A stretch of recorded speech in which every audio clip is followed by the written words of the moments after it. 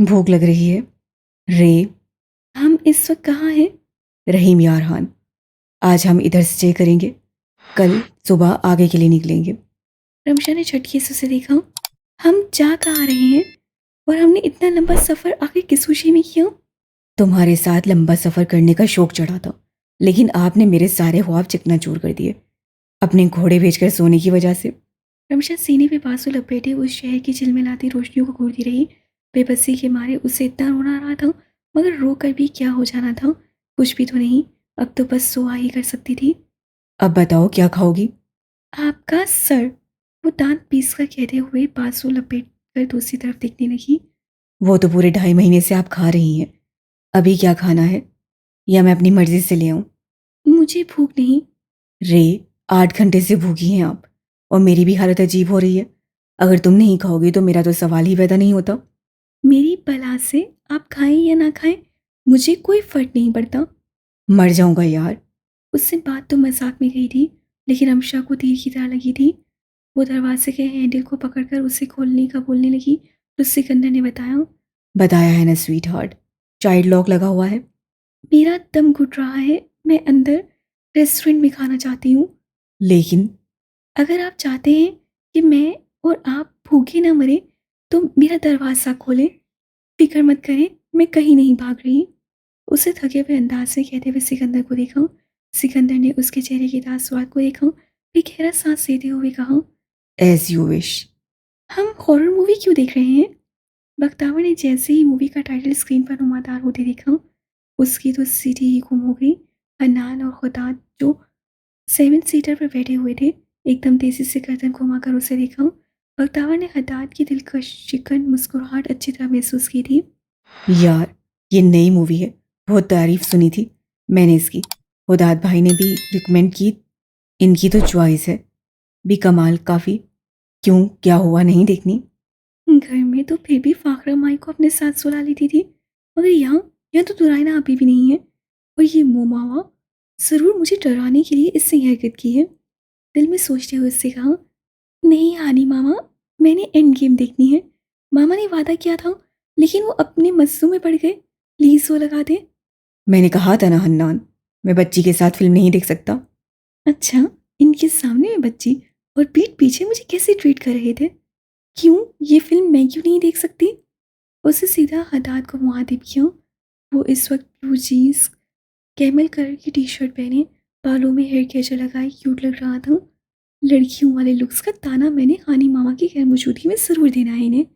जाहिर है, बच्चे डर जाते हैं, और आप जैसे बच्चे तो ऐसी फिल्म देखकर 10 दिन तक अपने कमरे में अकेले नहीं सो सकते। उससे वक्त पे चोट की, वक्त के हाथ में मौजूद पेप्सी की बोतल पे गिरफ्त मजबूत होगी। मैंने ना बोतल इनके सर पे मथे मारनी है। डर और मुझे, आप ऐसे 10 ड्रानी मूवीज मुझे एक दिन में दिखा दे। मजा ले, ये एक सीन पे भी मैं चीखूं या खौफ से अपनी आंखें बंद कर लूं? अनान ने बड़ी जोर से खांसा। ये भी अपनी हंसी बचाने का तरीका था। हदाद ने अपनी मुस्कुराहट दबाई। देश लड़की, इतना ज़्यादा छोड़ना ज़रूरी था? मुझे बस बोरिंग लगती है, हर चीज़ में बेतहाशा स्लो मोशन होता है। इससे ठीक है हानी मामा, लगा दे। उससे चिप्स की तरह सटी गई। अगर बख्तावर तुम जरा भी चीखी या डरी तो मुझसे बुरा कोई नहीं होगा।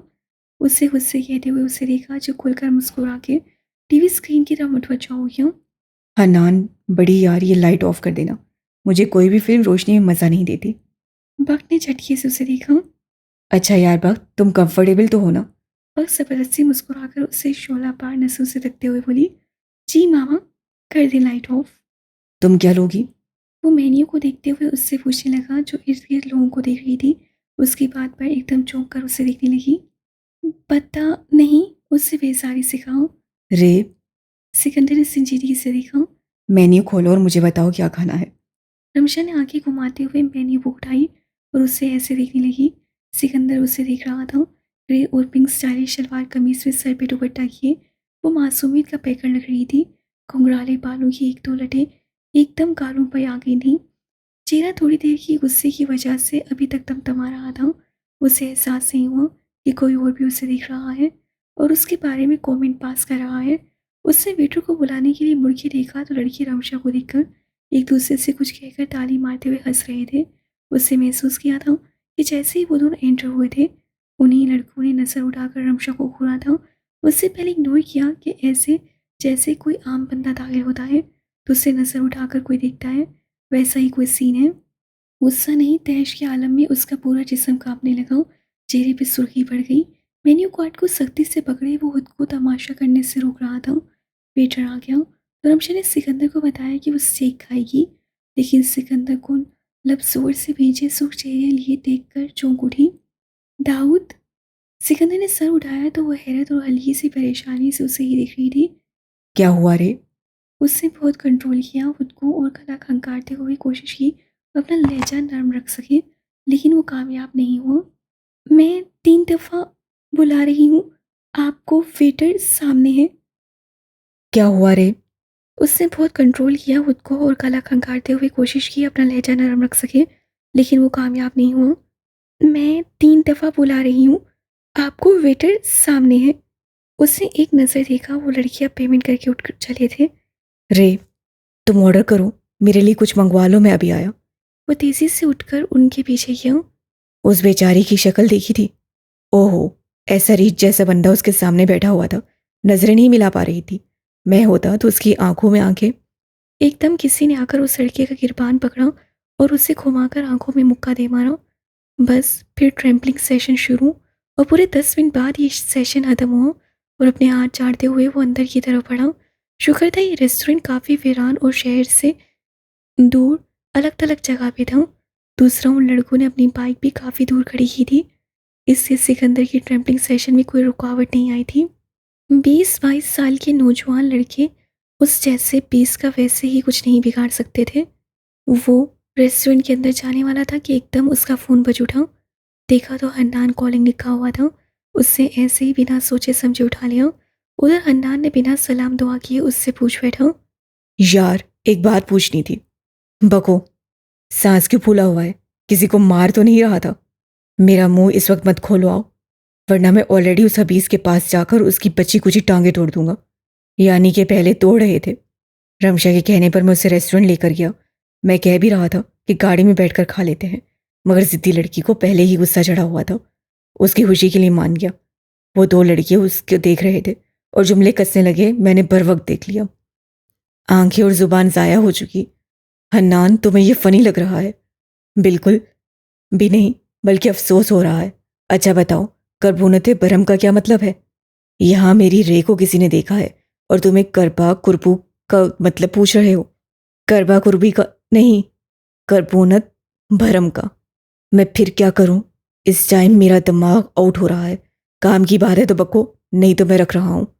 अच्छा अच्छा, बस इतना करो कि रमशा के मुंह पे ये लफ्ज़ बड़े प्यार से बोलना। उसके बाद जो रिएक्शन आए मुझे बताना। क्यों? ऐसा क्या है इस लफ्ज़ में? मुझे ज़रूर अपनी बीवी से पटवाना चाहते हो? जो कहा है वो करो, फिर मुझे उसका रिएक्शन टेक्स्ट करके बताना।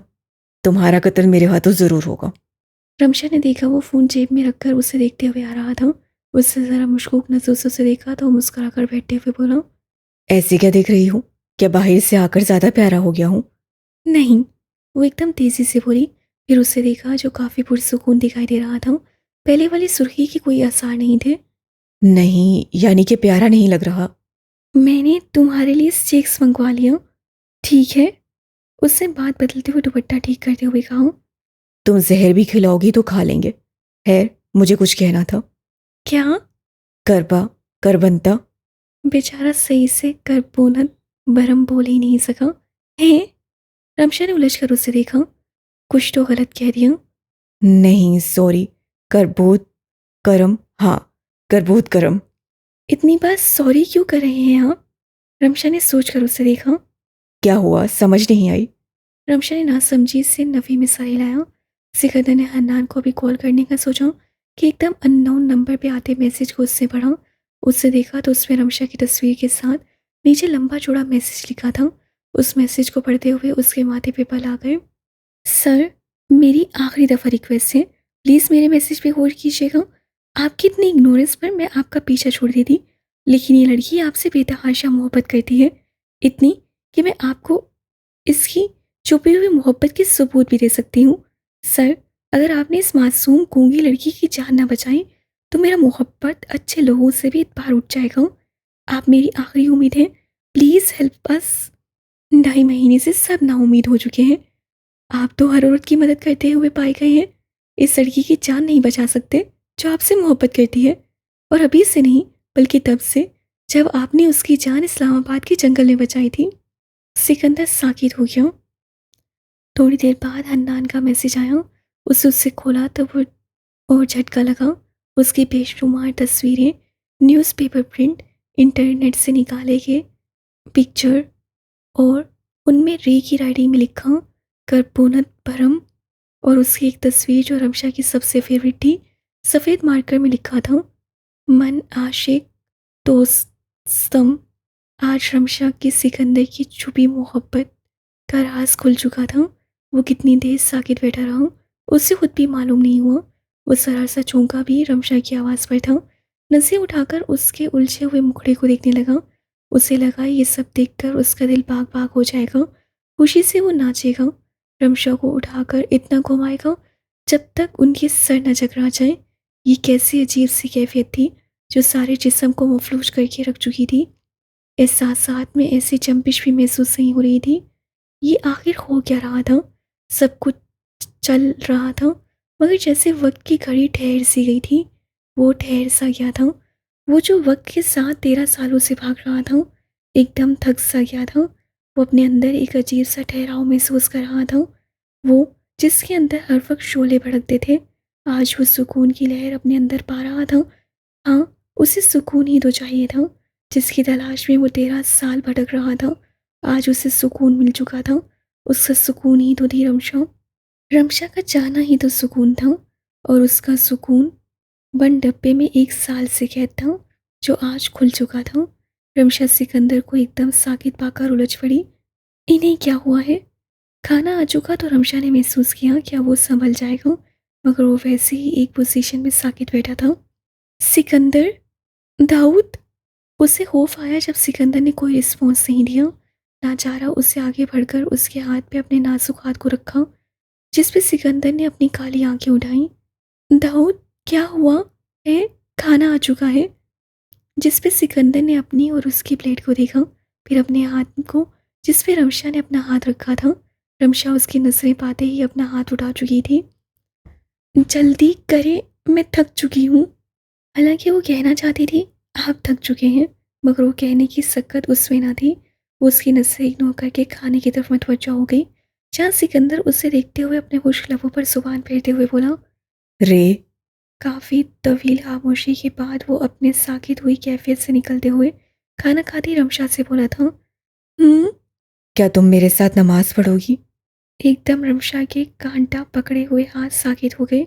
उसे हैर से सर उठाकर सिकंदर को देखा। वो उसके शौक से देखने पर भी कुछ रद्द अमल नहीं दिखा सकता था। अजीब सी फीलिंग थी जिससे वो गुजर रहा था। उसे समझ नहीं आई थी कि वो कैसे रिएक्ट करे। आखिर उसने ऐसी कौन सी नेकी की है जो अल्लाह हर लम्हे उस पर इतना मेहरबान होता जा रहा था। वो जो उस सबको एकतरफा आग समझ रहा था, यहाँ तो आग बराबर जगह लगी हुई थी। क्यों? वो ये पूछना नहीं चाहती थी, लेकिन पता नहीं कैसे मुंह से ये सवाल निकल गया। माफ़ी मांगनी है और शुक्र अदा करना है। किस चीज़ का?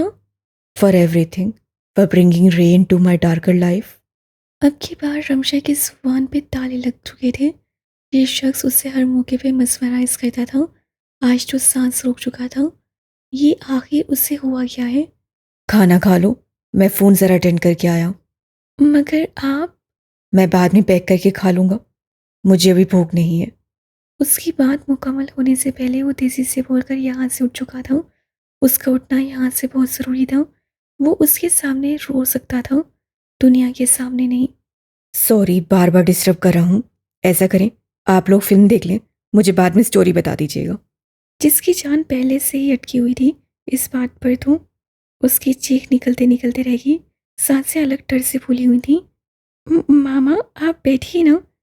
ऐसे फिल्म के बीच में उठ जाना ठीक तो नहीं है। क्यों, आपको डर लग रहा है? उदाद अमूमन इतना बोलता नहीं था, खासकर किसी के बोलने पर मुदाखलत तो बिल्कुल पसंद नहीं करता था, मगर ना जाने क्यों इस लड़की को तंग करने का मूड हो रहा था। बख्तावर ने अपने कुशन को जोर से मुट्ठियों में ले लिया और सख्ती से टीवी की रोशनी उसके तमस्सुर से भरे चेहरे पर पड़ते हुए देखकर बोली, आपका मसला क्या है? अगर आपको डर लग रहा है तो ना देखिए फिल्म, लेकिन बार बार मुझे डिस्टर्ब मत करें। बख्त, हन्नान ने तनबीह नजरों से देखा। हानी मामा देखें। मैं बाद में देखूंगा, अभी कोई लड़ाई नहीं करनी। मैं शेरों से ज़रूरी बात करने जा रहा हूँ, इससे यहाँ से उठना पड़ रहा है मुझे। वो एकदम उसकी बात पर चुप हो गई। अब तो बात उसके मामा की आ गई थी। तुम जाओ हन्नान, मैं इसके लिए लाइट ऑन कर देता हूँ, ताकि इन्हें तुम्हारी वजह से जो सहारा मिल रहा था, अब ये सहारा लाइट से मिले। आपको तो मैं स्टिक का सहारा लाने की पोजीशन में लाऊंगी। वो इतनी ऊंची आवाज़ से बड़बड़ाई थी कि उठते हुए हन्नान ने तो ध्यान नहीं दिया, मगर हुदात के तेज कानों ने उसकी बड़बड़ाहट सुन ली थी। खुद पे इतना कॉन्फिडेंस। उसे भक्त को देख कर नहीं कहा था, मगर भक्त समझ गई थी कि उसकी बात सुन चुका है। थैंक गॉड, तूने फ़ोन उठा लिया। क्यों, क्या हुआ? बीवी ने कुटाई तो नहीं कर दी? वो शरारत से बोला, लेकिन सिकंदर के अगले जुमले पर उसकी शरारती मुस्कान गायब हो गई थी। कुटाई तो नहीं, मगर मफलूज ज़रूर कर दिया है। उसके लहजे की संजीदगी पर हन्नान बोला, क्या हुआ शेरू? मैंने कुछ गलत तो नहीं भेज दिया? बड़ी, आई वॉज अबाउट टू सोब लाइक अ बेबी। तुम रोने वाले हो गए थे इतनी सी बात पर? कहाँ हो इस वक्त शेरू? तुम सच में ये एम्बैरसिंग वाला काम रमशा के सामने पूरे रेस्टोरेंट में करने वाले थे? मैं उसके सामने ऑलरेडी पहले से रो चुका हूँ। वो तो जाहिर है रोना था, ऐसी बीवी मिले तो बंदे के खून के आंसू निकल आते हैं। ये तो फिर भी नॉर्मल आंसू थे। Shut up. वह हंस पड़ा, लेकिन उसकी हंसी में बेनमी थी। हन्नान दूर बैठा अच्छी तरह महसूस कर सकता था। बहुत ही इमोशनल आदमी हो। अगर इमोशनल आदमी होता तो आज सिकंदर बहाना होता। अभी कहाँ हो और वो किधर है? वॉशरूम में हूँ। शुक्र है यहाँ कोई नहीं है। बस अब निकलने लगा हूँ। उसे अकेले छोड़कर भी मैंने ठीक नहीं किया। जाओ, वरना दूसरी बार ट्रैम्पलिंग न करनी पड़े। मैं उसे सब कुछ बताने जा रहा हूँ। अब हन्नान खामोश हो गया। तुमने गालियाँ नहीं दी मुझे? सिकंदर ने अपने गीले मुंह को रूमाल से साफ करते हुए कहा। नहीं, मैं चाहता हूँ उसे तुम्हारी और सोफ़ी की हकीकत पता चल जाए। जिससे मोहब्बत करते हो उसे अंधेरे में रखना ठीक नहीं है। सही कह रहे हो। क्या हुआ, आपके सर में दर्द है? बख्तावर ने सर उठाया। उदात की शरारती नजरों पर उससे अपने लब भींचने पड़े। आपको कितनी फिक्र है मेरी डॉक्टर साहब? एक काम करें, फिल्म को छोड़कर मुझ पे पूरी की पूरी तवज्जो देना शुरू कर दे। अल्लाह, क्या मुंह से ओल फोल बक देती हूँ। उदात डॉक्टर लव से पागल हो जाया करता था, मगर ना जाने बक के मुंह से मुस्कुराकर अपने बालों में हाथ फेरते हुए बोला, हमदर्दी का तो जमाना ही नहीं है भाई। उसने देखा स्क्रीन पे एक बड़ी खौफनाक शक्ल नुमादार हुई, तो बख्तावर अपनी जीभ पर काबू भी नहीं पा सकी। अब की बार खुदात की धीमी हंसी छूट गई। उफ खुदाया, ये तो हद से ज्यादा खौफनाक शक्ल थी। अब तो 10 दिन की नींद गई, भाड़ में गई ये फिल्म। जब वो शक्ल मसी स्क्रीन पे आई तो वो तेजी से उठकर पैर पटक कर ये जा वो जा हो गई। देख लूंगी तुम्हें मिस्टर खुदात। खुदात हंसकर फ़ोन की तरफ मतवज्जा हुआ जहाँ उसका मैसेज आया था। उस मैसेज को पढ़कर उससे गहरा सांस लिया। फ़ोन मिलाकर उससे फ़ोन कानों से लगाया। हाँ बोलो। सलाम फेर कर उससे सिकंदर को देखा, जो कि सर झुकाए बिल्कुल खामोश जाए नमाज को गौर से दिख रहा था। वो इस वक्त काली शलवार कमीज में मलबूस इतना प्यारा लग रहा था कि रमशा का दिल कर रहा था कि वो बंद डब्बे में ये वक्त कैद कर ले जिस वक्त सिकंदर नमाज पढ़ रहा था। वो दोनों इस वक्त होटल के स्वीट में मौजूद थे। सिकंदर रास्ते में खामोश रहा। होटल पहुंचकर भी उससे अपनी बोलती बंद रखी। वो तो डर रही थी उसकी खामोशी से, लेकिन जब वो वॉशरूम से वजू करके बाहर आया तो उससे दोबारा कहा कि वो उसके साथ ईशा की नमाज पढ़ना चाहता है। अब तो रमशा बेहोश होने को थी। सिकंदर की हालत उसे ठीक नहीं लग रही थी, और अब जब वो दोनों नमाज पढ़ चुके थे तो रमशा उससे पूछना चाहती थी कि उसकी कैफियत के पीछे आखिर वजह क्या है। वो चाहकर भी आज उससे दूर नहीं हो सकती थी। 24 घंटे की धमकी जैसे इस वक्त कहीं बहुत पीछे चली गई थी। दिख रहा था तो सिकंदर का मासूम सा चेहरा। सिकंदर ने उसकी नज़रों को पाते हुए उसे देखा तो रमशा के चेहरे पे मुस्कुराहट फैल गई। उसकी मुस्कुराहट में इतनी सच्चाई थी कि सिकंदर को गहरा सांस लेकर उसका हाथ पकड़कर खुद को तैयार किया। मैं तुम्हें ये बात कभी ना बताता, क्योंकि मैं समझता हूँ माजी के जख्म को खोलने से महज तकलीफ ही होती है और कुछ नहीं। मगर अब लग रहा है नहीं बताऊंगा तो दम घुटने लग जाएगा। हमारे रिश्ते में एतबार कभी पैदा हो ही नहीं सकेगा अगर हम दोनों एक दूसरे से अपनी हर बात छुपाते रहेंगे। रमशा ने बड़ी उलझन बड़ी नजरों से उससे देखा मगर कुछ कहा नहीं। मैं बेशक बहुत ज़्यादा गुनाहगार आदमी हूँ रे, मगर इस वक्त चाहे नमाज पर बैठे तुमसे हरगिज़ झूठ नहीं बोलूँगा। मेरा एक एक लफ्ज़ सच्चा होगा। रमशा को अब डर लगने लगा, ये क्या कहने जा रहा है। हाँ, मैंने अपनी बहन के शोहर आमिर भा का कत्ल किया था। अब लगा रमशा को कि वो सांस नहीं ले सकेगी। सिकंदर ने उसके चेहरे के तासुरात को इग्नोर करके अपनी बात जारी की। अगर उसे मैं कत्ल ना करता तो आज शायद ही मैं जिंदा रह पाता। वह खामोश हो गया। बहुत मुश्किल था ये सारी बात कहना। वो मज़ीद नहीं कह सका।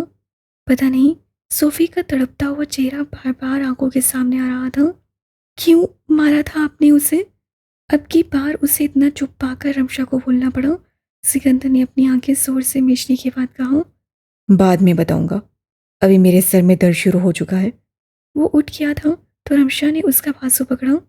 आप पिछले 2 घंटे से चुप हैं। दाद बता क्यों नहीं देते?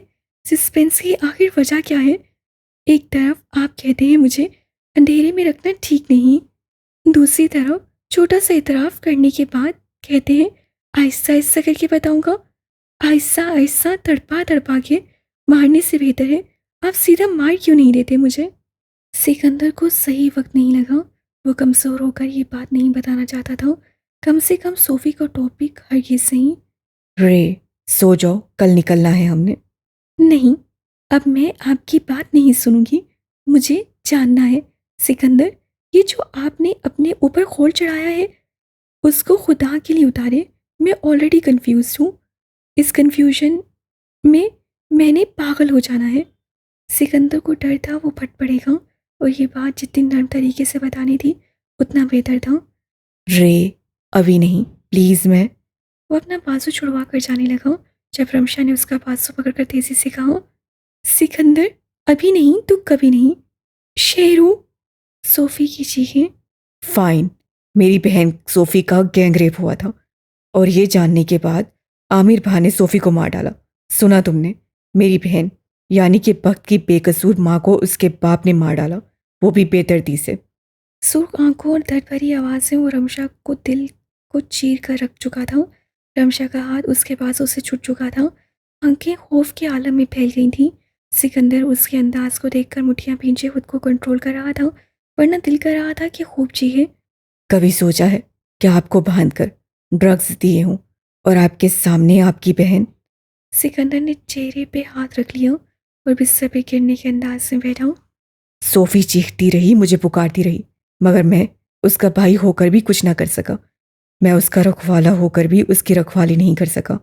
रमशा की टांगें कांप गईं। उससे खड़े होने की ताकत नहीं रही। वो एकदम बिस्तर का सहारा लेकर नीचे बैठती चली गई। तुम सही कहती हो रे, मैं वाकई उसका कातिल हूँ, उसकी इज्जत का कातिल, उसकी मौत की वजह। कितना बेगैरत जलील हूँ और इससे भी बढ़कर कितना कमज़ोर। वो हंसा। उसके हंसी में तमस्सुर और दुख की लहर शामिल थी। रमशा ने दर्द से अपनी आंखें बंद कर ली।